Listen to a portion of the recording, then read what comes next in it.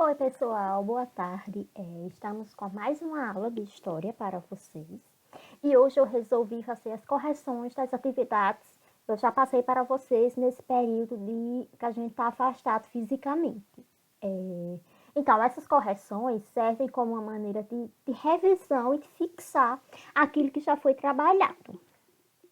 Então, vocês peguem o caderno de vocês e façam as correções. Se é que tiver algo errada, vocês corrijam e vão dar uma conferida e aprimorar as respostas de vocês.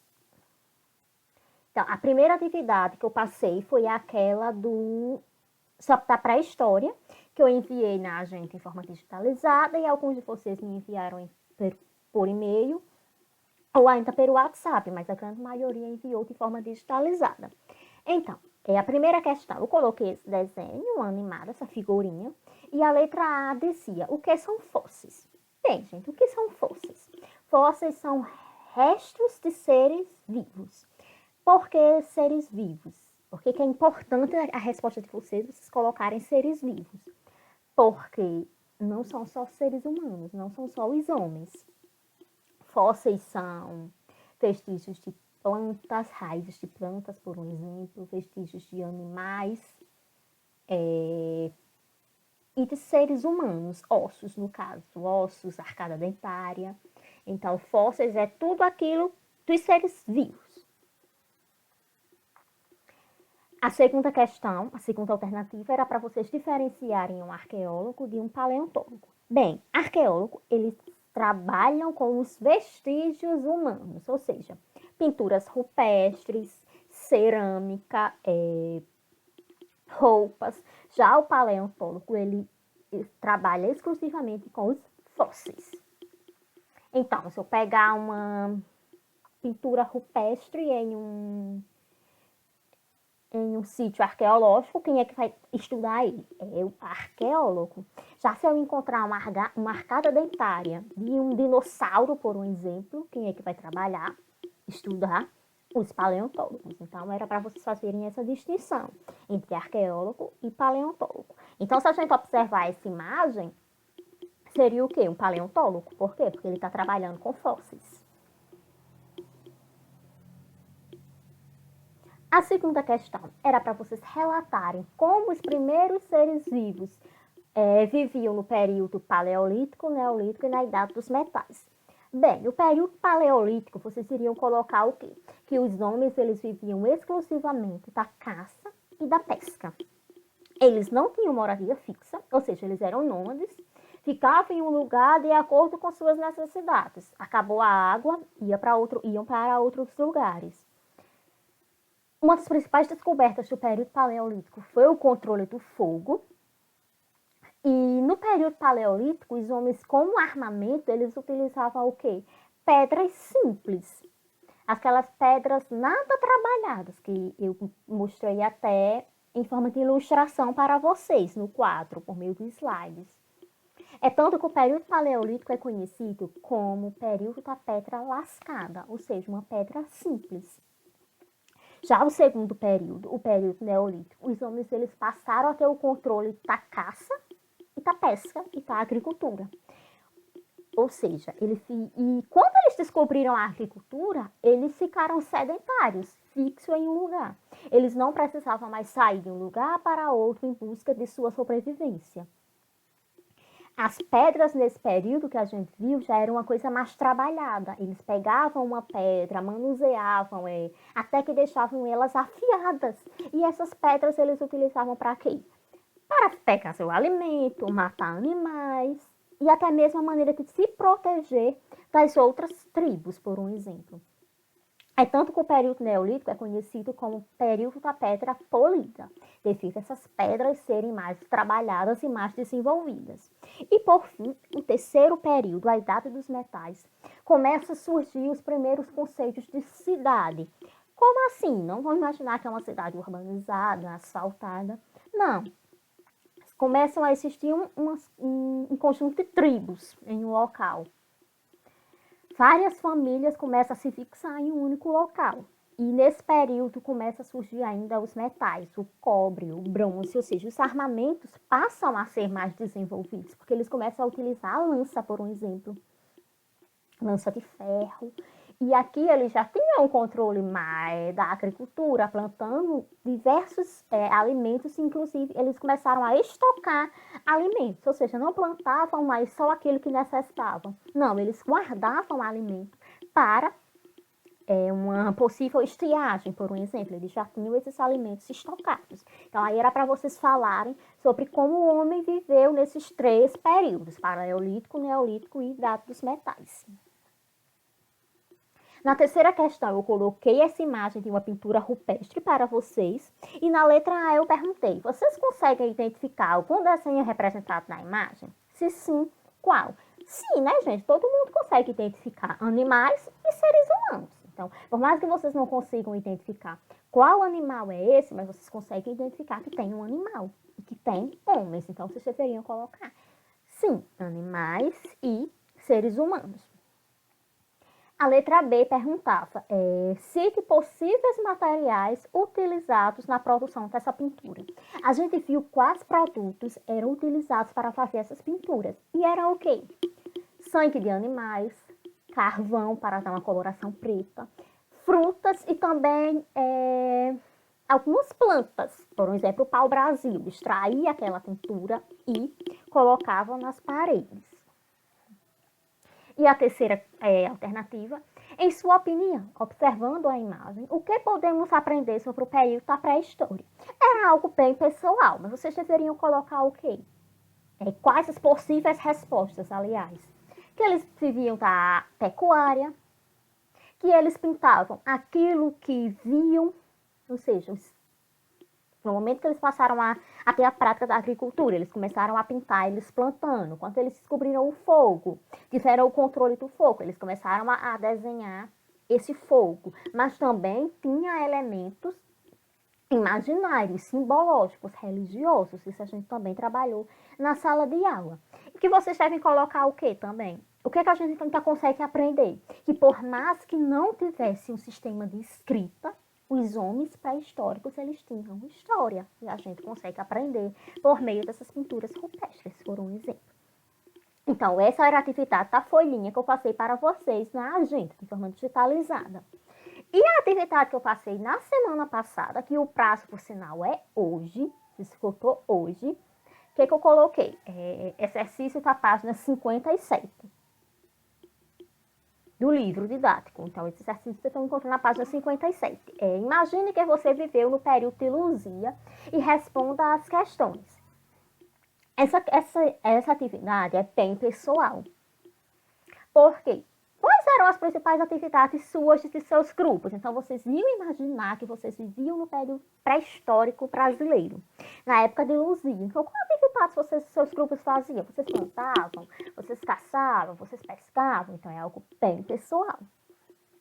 Como vocês acham que era a interação entre os primeiros grupos humanos e os animais que ali existiam?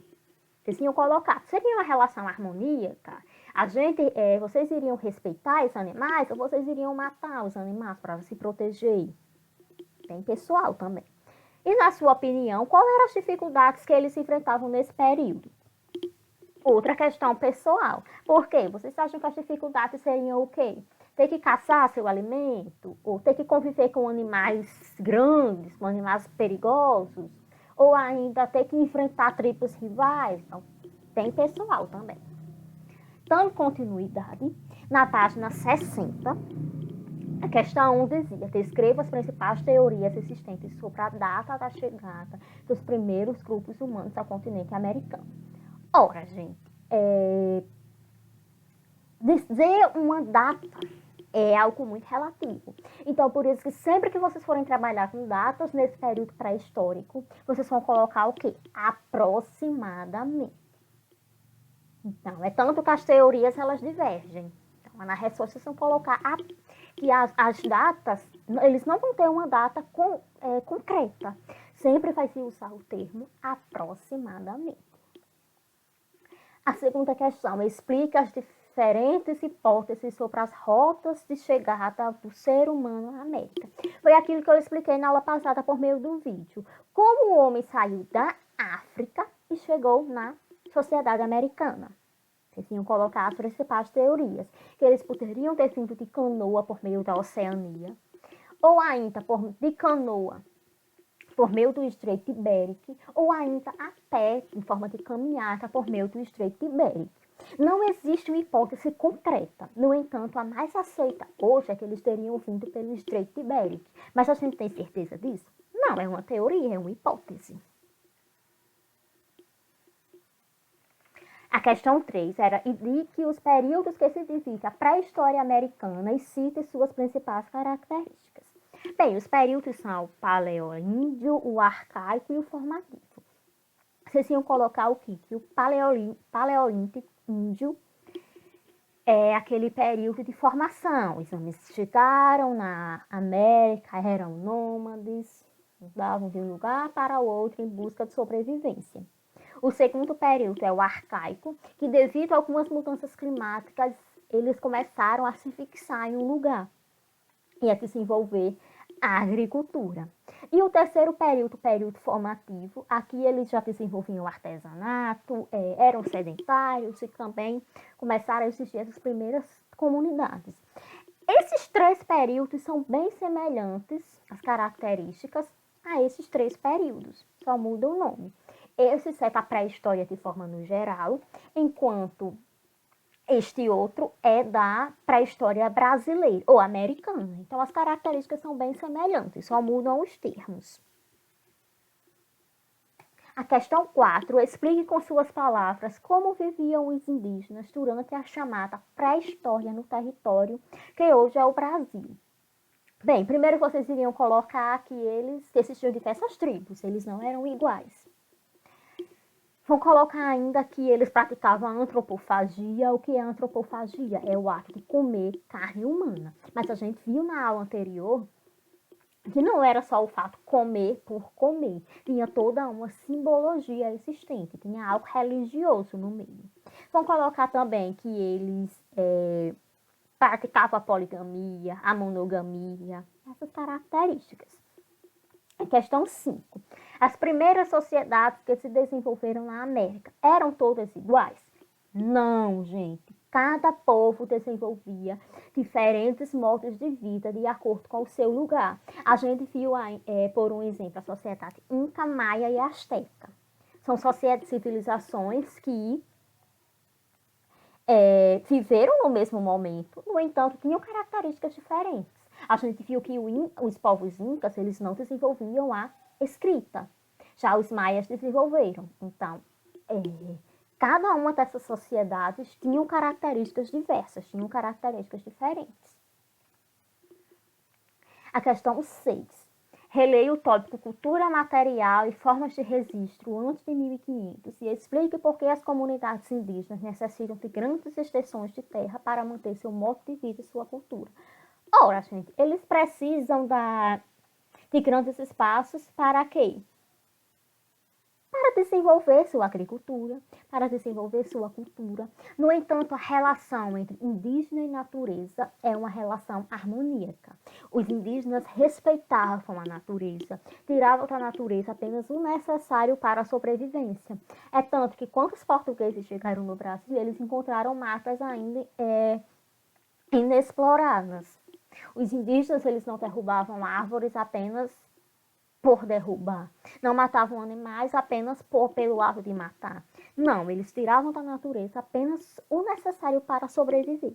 Então, a relação entre indígena e natureza é uma relação harmônica. E eles precisam de grandes extensões de terra para quê? Para desenvolver sua cultura.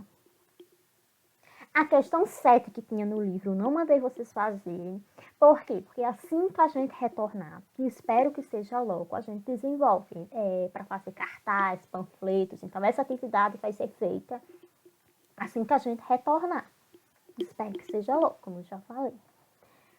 Eu passei ainda para vocês uma pesquisa sobre o incêndio no Museu Nacional, no Rio de Janeiro, e o fóssil Luzia, aliás. Eu coloquei aqui uma imagem do museu pegando fogo. Esse incêndio no ano de 2008, em setembro de 2008, foi um incêndio de grande proporção. Destruiu grande parte do Museu Nacional do Rio de Janeiro. O Museu Nacional do Rio de Janeiro era se é que a gente pode usar o termo era, um dos museus mais importantes do Brasil, porque também mundial. E dentre os objetos guardados no museu estava o fóssil da Luzia. Então, quando o incêndio quando o museu começou a pegar fogo, a gente viu que a história indo embora. Só que, felizmente, conseguiram achar alguns materiais do crânio da Luzia e conseguiram reconstruir. Então, ao menos o fóssil Luzia não foi perdido no Museu Nacional no Rio de Janeiro. No entanto, teve documentos, cartas antigas, diversas fontes históricas foram queimadas e não conseguiram ser recuperadas. Então, a pesquisa era para vocês falarem sobre isso. Que o incêndio no Museu Nacional do Rio de Janeiro no ano de 2018 foi uma grande perca para a história do nosso Brasil. E dentre os objetos queimados estava o fóssil Luzia. Só que, graças a Deus, podemos dizer assim, conseguiram recuperar algumas partes e conseguiram reconstruir. E eu finalizo o vídeo sem atividades. Hoje eu não vou passar atividades, até pela questão do prazo. Se eu passasse a atividade hoje, já seria para amanhã e ficaria muito pouco tempo para vocês. Então, não entendeu o assunto da pré-história ou ainda das sociedades na América antes da chegada de Cristóvão Colombo, envie suas dúvidas para o meu WhatsApp, que eu vou tirar, responder e, se possível, gravar outro vídeo explicando isso. E amanhã eu vou gravar outro vídeo para vocês com novo conteúdo. E mais uma vez eu deixo aquele recado, galera. Se cuidem, fiquem em casa, evitem sair na rua. Porque a gente precisa voltar logo para as nossas atividades normais. Para isso a gente tem que ter esse isolamento em casa. Tchau, galera.